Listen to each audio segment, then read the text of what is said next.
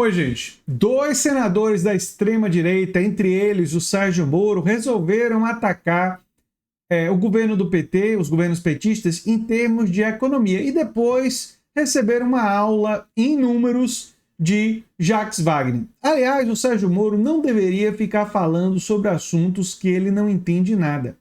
O problema é que, do que o Sérgio Moro entende? Então, talvez a sugestão seria para ele ficar calado, mas como ele é senador, ele resolve falar. E quando fala, normalmente o que sai da boca dele é abobrinha. Infelizmente, vou ter que mostrar a abobrinha dele, as bobagens que ele disse, para mostrar a resposta do senador Jacques Wagner. O senador Rogério Marinho também falou um monte de bobagem, mas vamos assistir e ver a resposta. E 2, senhor presidente, nós tivemos no Brasil um acontecimento, a vitória do PT. Em 2026, o século XXI vai proporcionar ao Brasil quase 18 anos de governo do PT. E é uma tragédia, senhor presidente, porque poderíamos estar muito adiante. E os passos atrás que nós damos é como se o tempo todo nós tivéssemos que rearrumar o tabuleiro. Vossa Excelência começou a nossa reunião mostrando dados macroeconômicos, né, que mostram um esgarçamento, uma fragilidade do nosso tecido fiscal. E não foi feito em função da conjuntura econômica, foi em função da administração deste governo, que teima em gastar mais do que arrecada, que é irresponsável, que está preocupado com a questão da queda da sua popularidade e o tempo todo apresenta políticas populistas. Nós vimos uma política desastrada dos últimos governos do PT. Eu quero pedir vênia ao nobre líder da oposição, senador Rogério Marinho, porque eu ouço sempre com atenção, porque eu acho que a arte ou a sabedoria, se preferir de ouvir, é quem contribui para a gente ir evoluindo nas nossas ideias.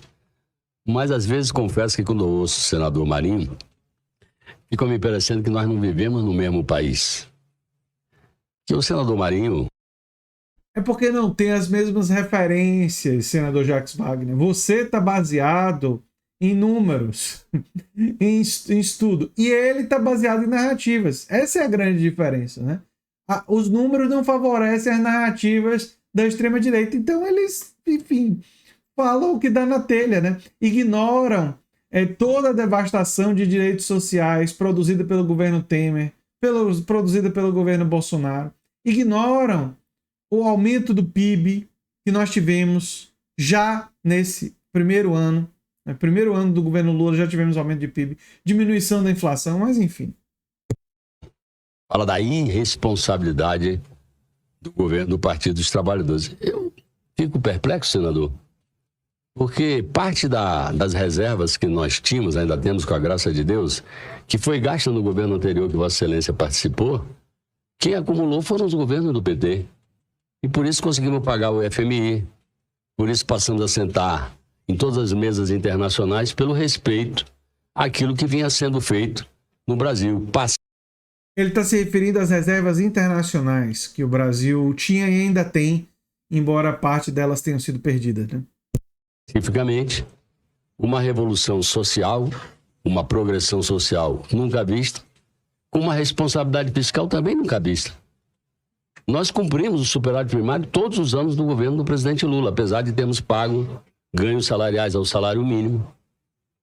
O Brasil, em qualquer setor que Vossa Excelência quiser apontar, em qualquer setor, do agronegócio à indústria, evoluiu a olhos vistos. Não precisa ter lente para enxergar a evolução.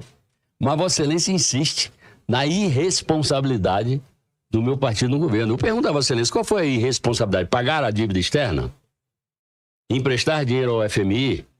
Juntar mais de 380 bilhões de dólares de reserva, que nos dá a segurança de poder enfrentar um ataque especulativo contra a moeda nacional? Não foi no governo do PT que o país passou, como vem passando, por um processo de desindustrialização visível. Não foi no meu governo. Não estou dizendo que foi só no seu, mas seguramente não foi no do PT, ao contrário. Eu ouvi vicejar em várias indústrias aqui e o Brasil passar a disputar no cenário internacional, de empreiteira a automóveis, ao agronegócio, evidentemente, que nos capitaneia.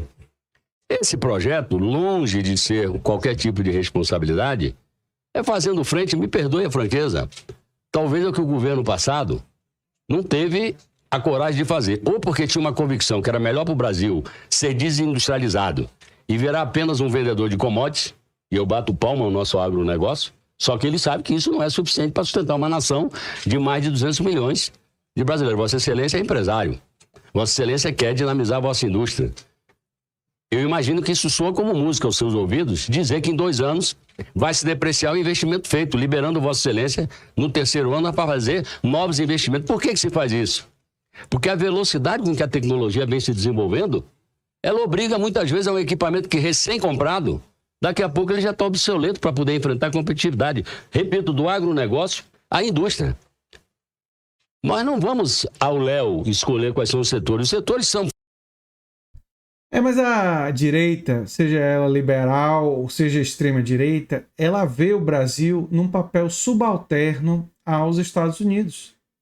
A coisa de prestar continência aos Estados Unidos, o alinhamento automático aos Estados Unidos, passa por um processo de desindustrialização e de privatizações em que vale a pena lembrar o Paulo Guedes defendendo privatizações e a ponte para o futuro do governo Michel Temer, que era um projeto profundamente privatizante.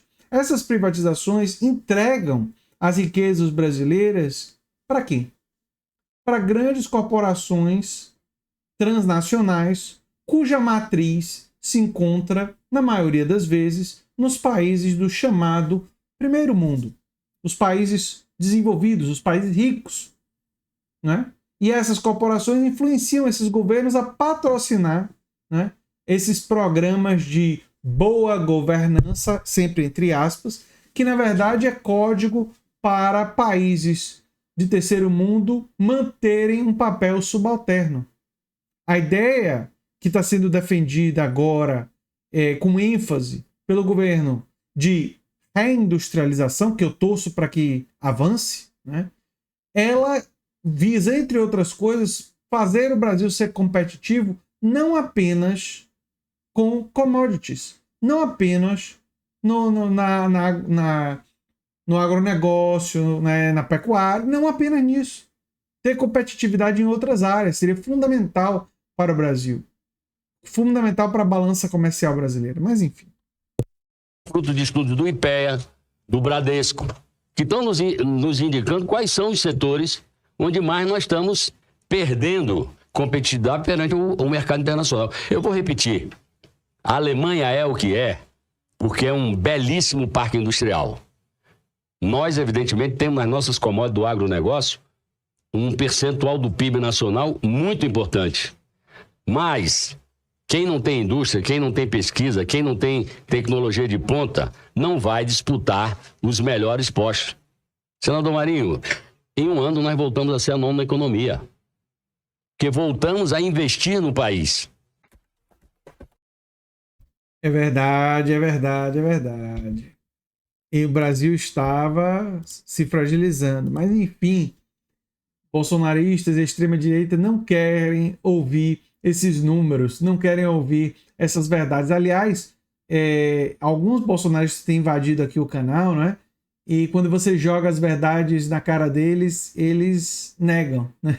Eles negam, eles não querem ouvir, né? Então deve ser dolorosas, né?